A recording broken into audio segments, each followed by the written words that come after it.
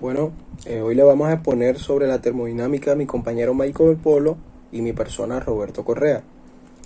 La termodinámica, eh, la termodinámica es la rama de la física que estudia los efectos de los cambios de temperatura, bien sea presión y volumen, de un sistema líquido, un material, un conjunto de cuerpos, entre otros, a un nivel bien sea macroscópico. La raíz termo significa calor y dinámica, que el cual se refiere al movimiento, por lo que la termodinámica estudia el movimiento de los cuerpos. En él la materia está compuesta por diferentes partículas que se mueven de manera desordenada. Y la termodinámica estudia los movimientos desordenados. ¿Qué estudia la termodinámica? Como ya habíamos dicho que estudia los movimientos desordenados, en la termodinámica se estudia y se clasifican las interacciones entre diversos sistemas. ¿Qué es un sistema termodinámico? Este se caracteriza por sus propiedades relacionadas entre sí mediante la ecuación de estado, que éstas se pueden combinar para expresar la energía interna y los potenciales termodinámicos, ya bien sea útiles para determinar las condiciones de equilibrio que están en ese sistema, los procesos espontáneos y el intercambio de energía que están en su entorno.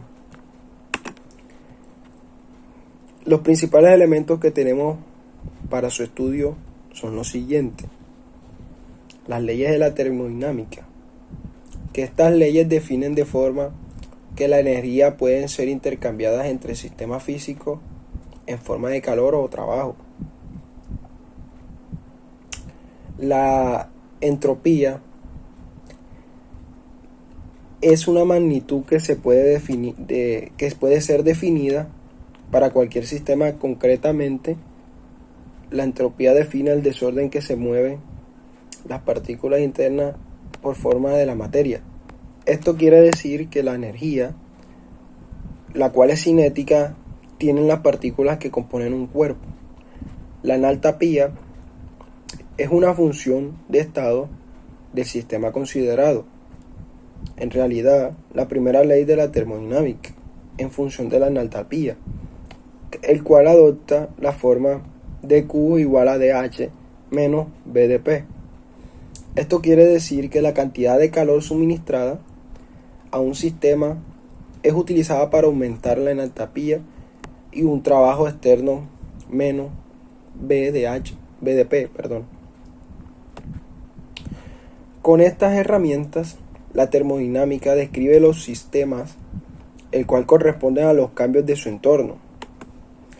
A menudo, estos estudios se aplican a los gases, que en este caso a menudo se habla de los gases ideales.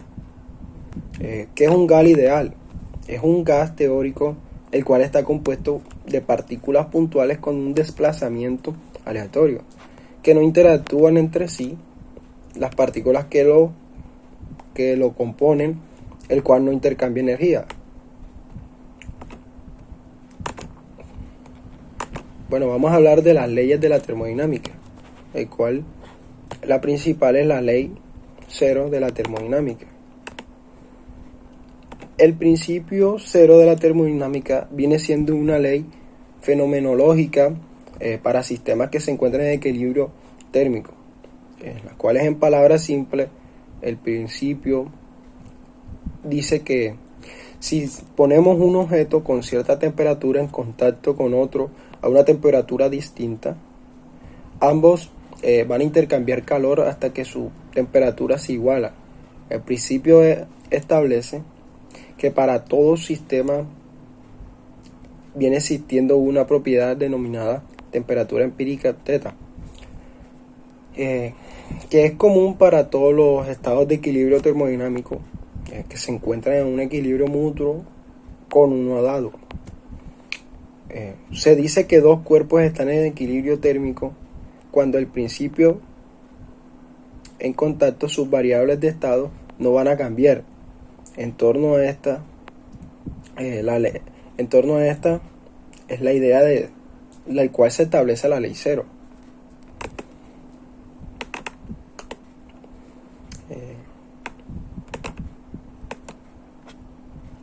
La ley cero de la termodinámica establece que cuando dos cuerpos están en equilibrio térmico, un tercero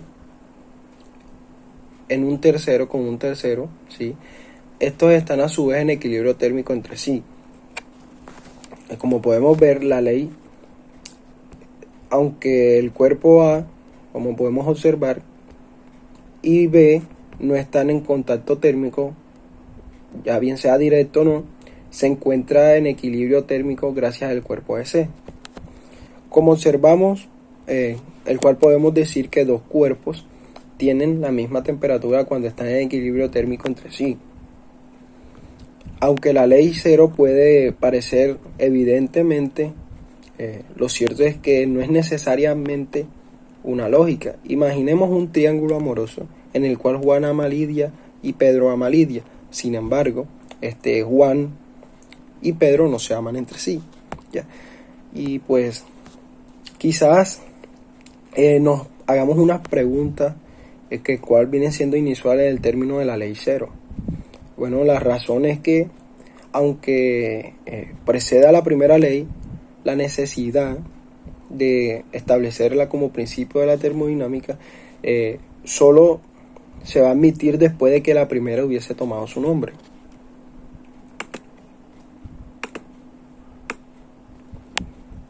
¿Por qué es importante la ley cero? Viene siendo muy importante, ya que nos va a permitir que el concepto de una escala de temperatura, por ejemplo, aquí consideramos dos tazas separadas de agua hirviendo, el cual si colocamos un termómetro en la primera taza, el agua caliente se está calentando hasta que llega a marcar 100 grados centígrados. Ahora decimos que el termómetro está en equilibrio térmico, bien sea con la primera taza de agua. A continuación, se mete el termómetro a la segunda taza de agua hirviendo y continúa leyendo a 100 grados centígrados. Por lo tanto, el termómetro está también en equilibrio térmico con la segunda taza de agua. Bueno, si usamos la lógica de la ley cero, podemos concluir que las dos tazas separadas que están en agua hirviendo están en equilibrio térmico entre sí.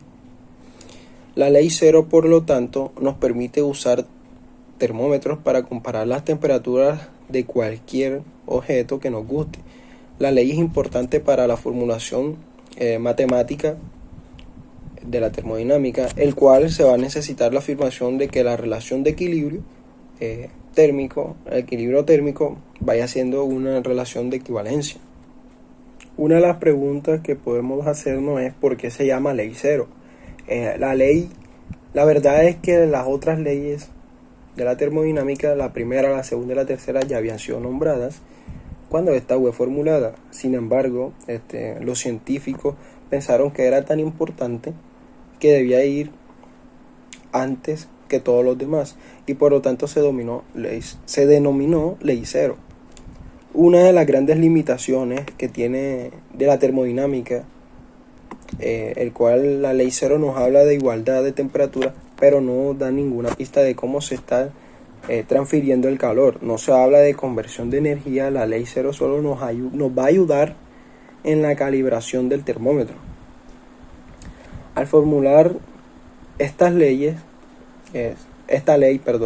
se observó como principio fundamental, no podemos decir que se produzca un flujo de calor entre cuerpos de la misma temperatura. Ese viene siendo un buen sentido que evita la violación de las otras leyes sin una limitación. La ley cero de la termodinámica establece que los objetos en contacto entre sí van a compartir una misma energía térmica hasta que alcancen un equilibrio térmico. Bueno, además también establece que si dos objetos están en equilibrio térmico con un tercero, entonces están en equilibrio térmico. Otro ejemplo es que si un cubo A estuviera sentado al sol por un rato hasta que alcanzara una cierta temperatura, el cual tome un cubo B que pasa fuera del camino de la luz solar directa. Y si los presionamos juntos, los vamos a dejar por un momento y eventualmente estará en equilibrio térmico entre ellos. Agregue un cubo C y la ley sigue vigente. Bueno, muchas gracias. Los dejo con mi compañero.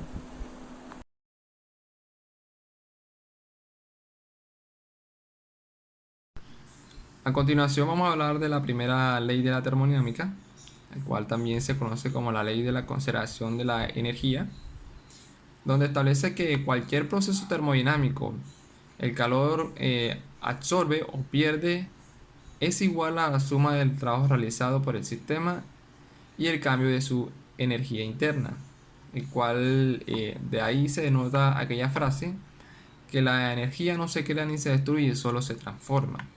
Y para eso tenemos esta ecuación que es delta de Q igual a delta de W más delta de U, en el cual delta de Q es el calor que absorbe o pierde el sistema, ya sea en joule o calorías.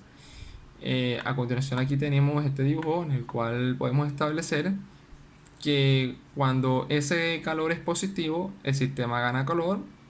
Aquí podemos ver también que cuando ese calor es negativo, el sistema pierde calor. Y cuando el calor es igual a cero, el sistema es adiabático.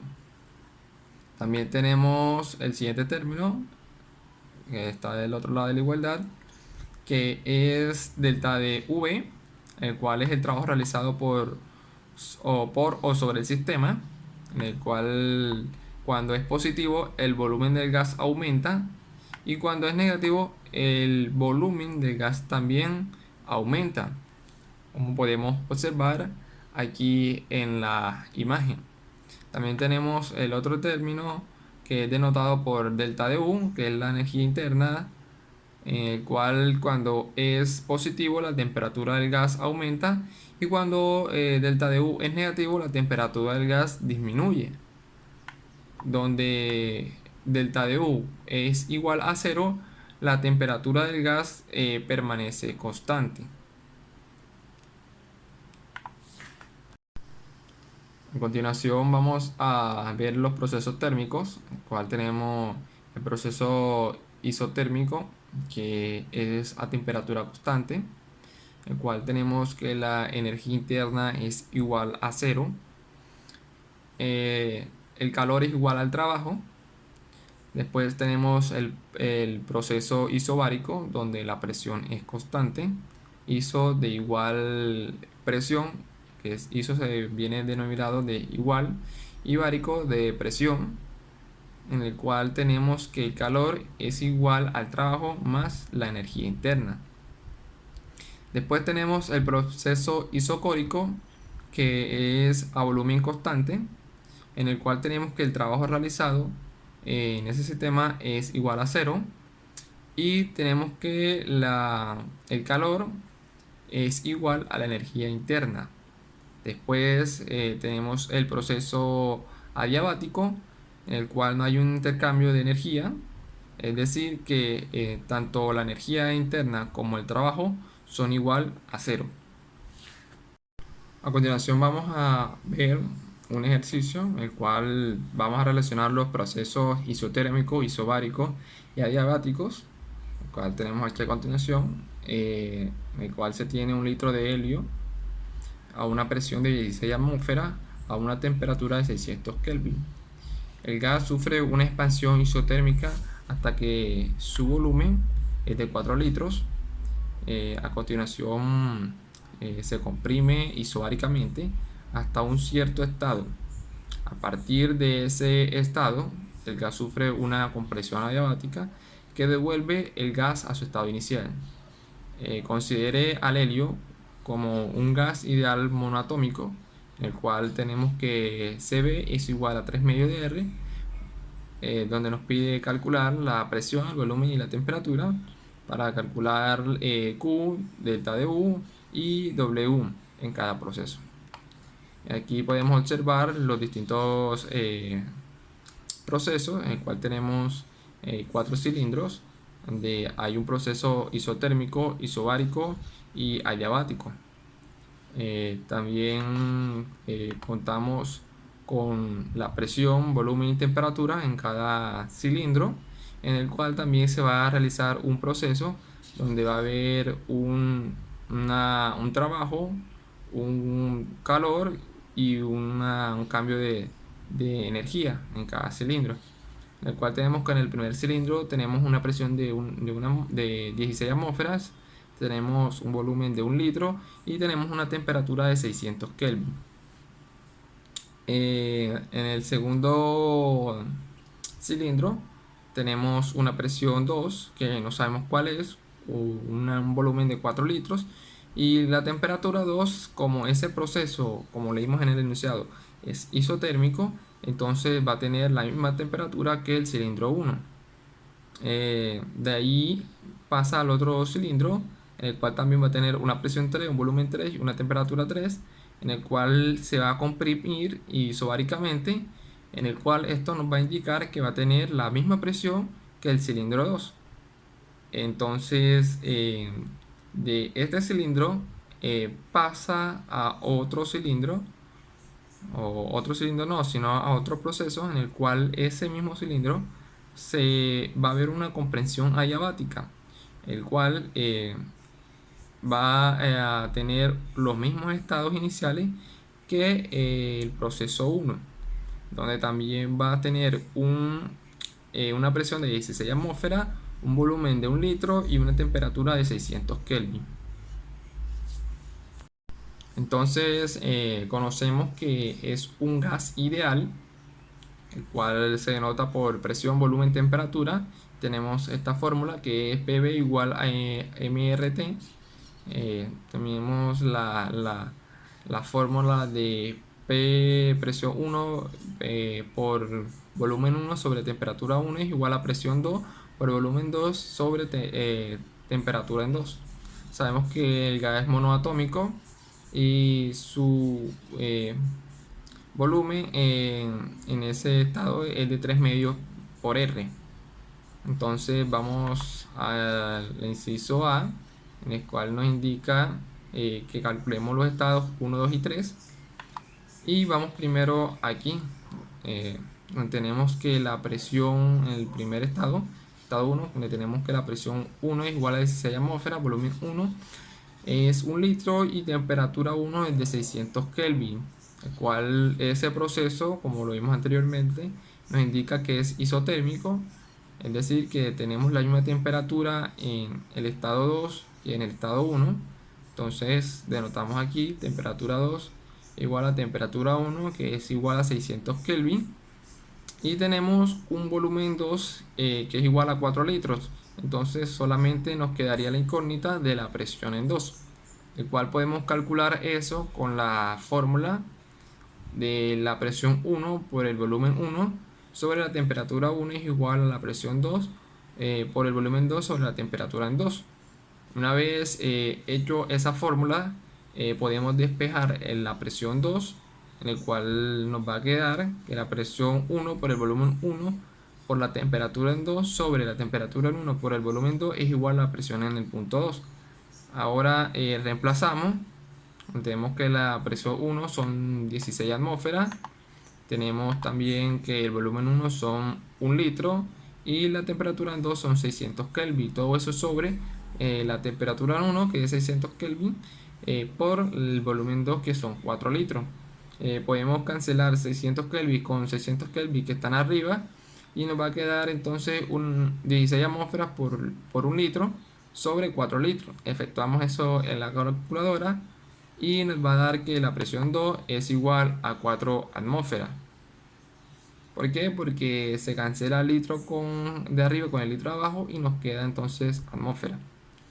Entonces ya tenemos la presión en el estado 2. Entonces ya tenemos todas nuestras incógnitas completas. Y pasamos entonces al estado 3, el cual ahí el proceso es isobárico, en el cual tenemos que la presión 3 es igual a la presión 2, que ya la hallamos, que es igual a 4 atmósferas. Entonces ya tenemos ya dos incógnitas, que es el volumen y la temperatura en ese estado 3. Entonces la ecuación que acabamos de usar hace poco en el estado 2 no nos va a servir, porque si tenemos aquí, entonces tenemos la presión 2 se va a cancelar con la presión 3, y entonces nos va a quedar la misma incógnita: volumen 2, temperatura 2 igual a volumen 3 sobre la temperatura 3. Entonces no tengo ninguno de esos valores, entonces no tengo nada que reemplazar.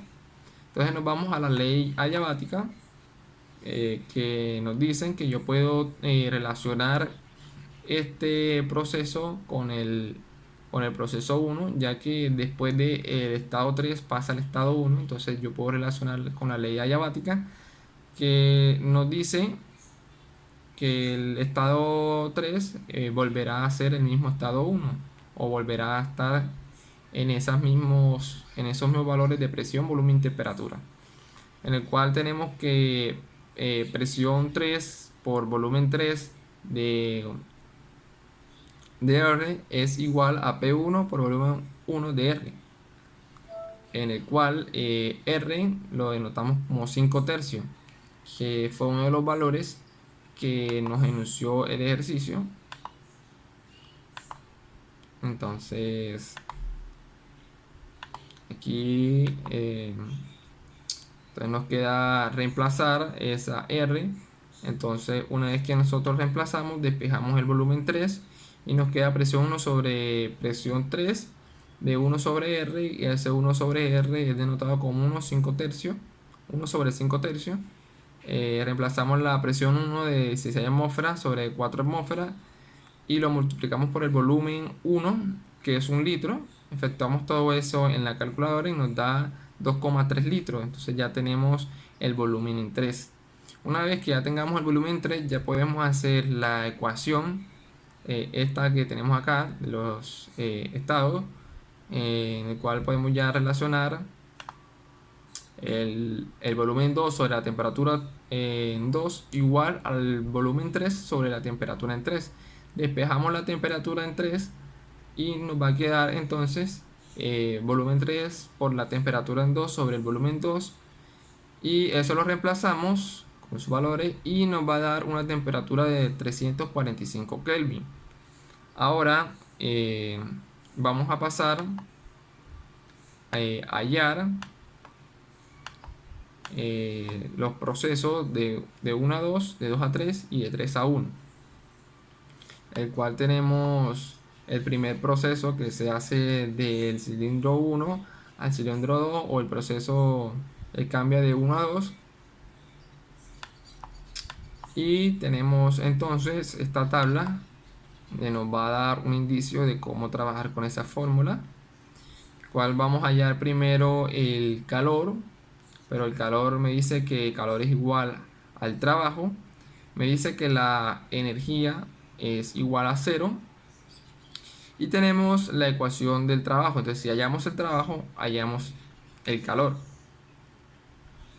Entonces primero tenemos que hallar N, que es el número de moles. Entonces tenemos que la presión 1 por el volumen 1 es igual a NR por la temperatura en 1. Entonces despejamos N, okay, entonces que N es igual la presión 1 por el volumen 1 sobre R por T1. Entonces reemplazamos, de la presión 1 es 16 atmósferas, el volumen 1 es 1 litro, y R, que es denotado como 0,0882 atmósferas sobre mol Kelvin por 600 Kelvin, que es la temperatura. Cancelamos Kelvin con Kelvin y nos va a quedar entonces atmósferas litros sobre mol. Podemos cancelar litros con el litro de arriba y atmósferas con la atmósfera de abajo, entonces nos va a quedar entonces mol. Efectuando eso en la calculadora nos va a dar 40 sobre 123 moles y ya podemos reemplazar N en esta ecuación. Una vez reemplazamos, entonces tenemos el proceso del trabajo de 1 a 2, que es 40 sobre 123 moles por el 0,082 atmósferas litro mol por Kelvin, por la temperatura que es 600 Kelvin, por el logaritmo del volumen 2 sobre volumen 1, que es 4 litros sobre 1 litro. Efectuamos eso, entonces cancelamos atmósferas litro con atmósferas litro acá abajo y nos va a quedar que el trabajo es igual a 2247 joules. Entonces, como el trabajo es 2247 joules, el calor también va a ser igual a 247 joules. Ahora vamos al proceso de 2 a 3, donde tenemos también la fórmula aquí. Aquí tenemos el calor, el cambio de energía y el trabajo. Tenemos que Q de 2 a 3 es igual a delta de U más W. Entonces si hallamos si hallamos estas dos, podemos hallar el calor. Ahora delta de U de 2 a 3, entonces aquí tenemos primero que vamos a hallar la energía. Entonces usamos la fórmula NCB por la temperatura en 3 menos la temperatura en 2, la temperatura final menos la inicial, el cual despejamos porque ya hallamos el número de mol, que es 40 sobre 123, por 3 medios, que es CB, que ya lo enunció el ejercicio, por 0,082 atmósferas por litro sobre mol Kelvin. Eso va a estar por 345, que es la temperatura final menos la inicial, que es 600 Kelvin. Una vez efectuado eso, cancelamos atmósfera litros con atmósfera litros y la energía nos va a dar menos 1033 joules. Entonces ya tenemos la energía. Ahora solamente nos falta hallar el trabajo, el cual el trabajo lo denotamos como la presión que es 4 atmósferas por el volumen 2 menos el volumen 1. En este caso es el volumen final menos el inicial, volumen 3 menos el volumen 2. Entonces efectuamos eso de 4 atmósferas por 2,3 menos 4, y eso me va a dar igual a menos 6,89 atmósferas litro. Eso lo pasamos a joule, entonces nos va a dar a menos 689 joule, pasando la joule. Una vez hallado el trabajo y la energía, podemos hallar el calor, que es la suma.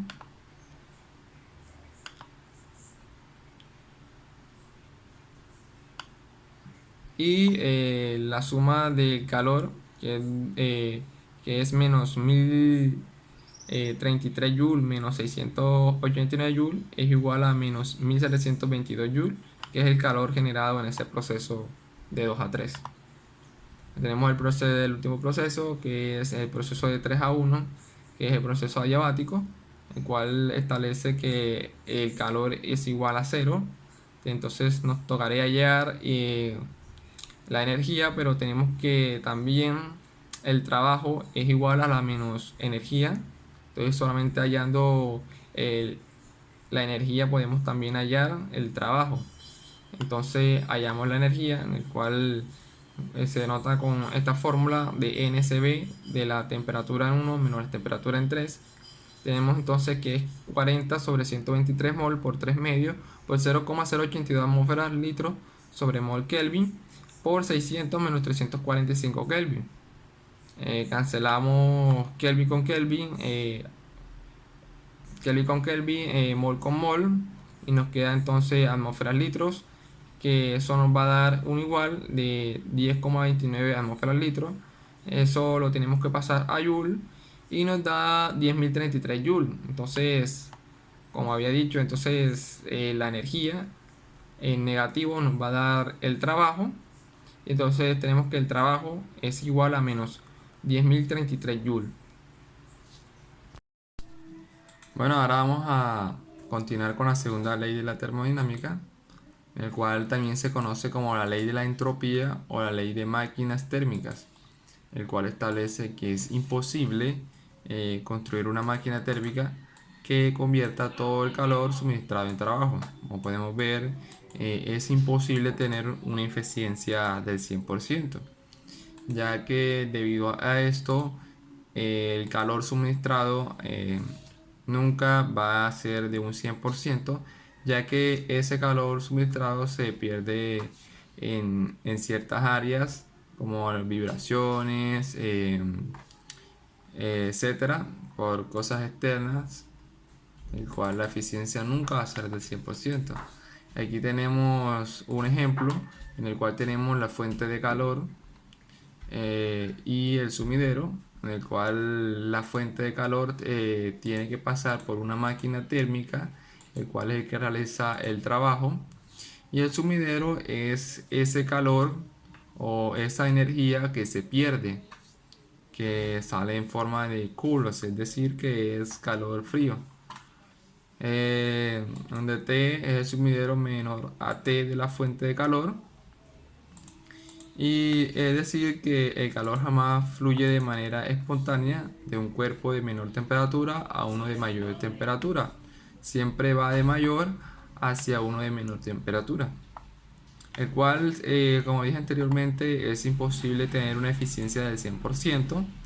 Y tenemos esta fórmula en la cual podemos calcular el trabajo, ya sea o la fuente de calor hot, que es fuente de calor Q1, y la fuente de calor Q2, que es cool, en el cual tenemos que la ecuación es fuente de calor Q1 igual a trabajo más Q2, el cual también se puede convertir, como anteriormente dije, para conocer el trabajo realizado en la máquina térmica, que es trabajo igual a Q1 menos Q2. Eh, Aquí tenemos la eficiencia de la máquina térmica, en el cual tenemos N es igual a W sobre Q1, y W, como anteriormente mencioné, que es el trabajo, lo podemos calcular como Q1 menos Q2 sobre Q1. Eh, Esto en términos generales nos da que puedo cancelar Q1 con Q2 de abajo, porque es una división, entonces me queda 1 menos Q2 sobre Q1. Entonces esto aquí me va a dar la eficiencia de ese sistema. Como podemos ver, a partir del trabajo de calor suministrado de la máquina y a partir del calor suministrado recibido de la máquina. La entropía es medida del desorden molecular, como podemos observar, en el cual se calcula con delta de S, que es igual a delta de Q sobre la temperatura. Esto es un desorden sólido que no es, hay menos desorden. Tenemos también el AS, que es el aumento de la entropía, que se mide en Joule sobre Kelvin, el cual también tenemos delta de Q, que es el calor absorbido por el sistema, que se mide en Joule, y la temperatura absoluta, que es medida en Kelvin. Si podemos ver, aquí va de sólido hasta estado gaseoso, es decir que ese estado se va calentando, y también se puede decir que esa entropía va de menos a más a medida que se va obteniendo más calor, se va calentando. El desorden va de menor a mayor, es decir que cuando se encuentra un estado líquido aumenta la entropía, y cuando se encuentra un estado gaseoso hay mucho más desorden de esas moléculas. Es de lo que se refiere. Bueno, ahora pasaremos a realizar un ejercicio de una máquina de Carnot. Toma 3000 calorías de calor de entrada y libera 2000 calorías de calor como desecho. La temperatura de salida es de 600 grados Celsius y primero nos pide calcular la eficiencia, B el trabajo, C la temperatura de entrada de la máquina. Entonces, primero que todo, antes de realizar este ejercicio, lo que vamos a hacer es pasar esos 600 grados Celsius a Kelvin, en el cual esos 600 le sumamos 273,15 y nos da la temperatura en Kelvin. Ahora vamos al punto A, en el cual nos pide calcular la eficiencia y podemos usar cualquiera de las fórmulas según los datos que tengamos disponibles.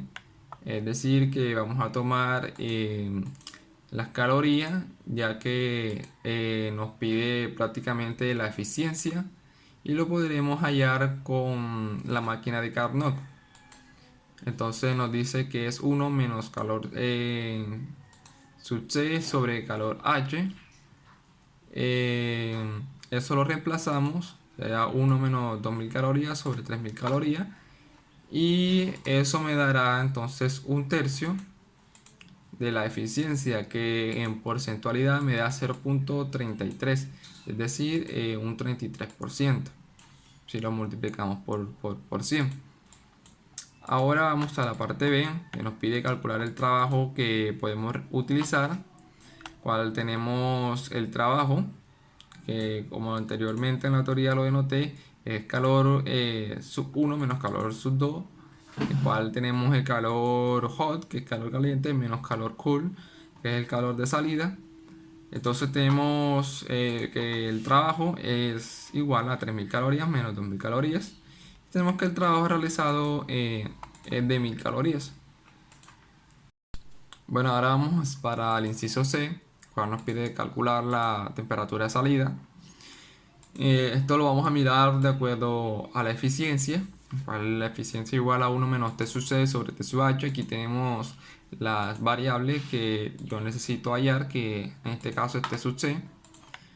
Despejo S1 hacia el otro lado de la igualdad, entonces queda Euler menos 1 es igual a menos T sub C sobre T sub H, que es entrada de salida sobre sobre la entrada. Entonces sería T sub H, lo manda al otro lado a multiplicar y me queda que T sub H multiplicado por E menos 1 es igual a menos T sub C. Eso yo puedo intercambiar ese signo de igualdad, pasarlo de que está de la derecha hacia la izquierda y me cambiaron el signo. Entonces, efectuando todo eso, tengo que T sub C es igual a 873,15. Pero antes de eso, yo tengo que hallar también T sub H. Entonces, ese T sub H yo lo espejo. Entonces me queda menos 873,15 Kelvin, que es T sub C, sobre un tercio menos 1. Y efectuando eso en la calculadora, la T sub H, temperatura de entrada, me da a dar 1309,75 Kelvin.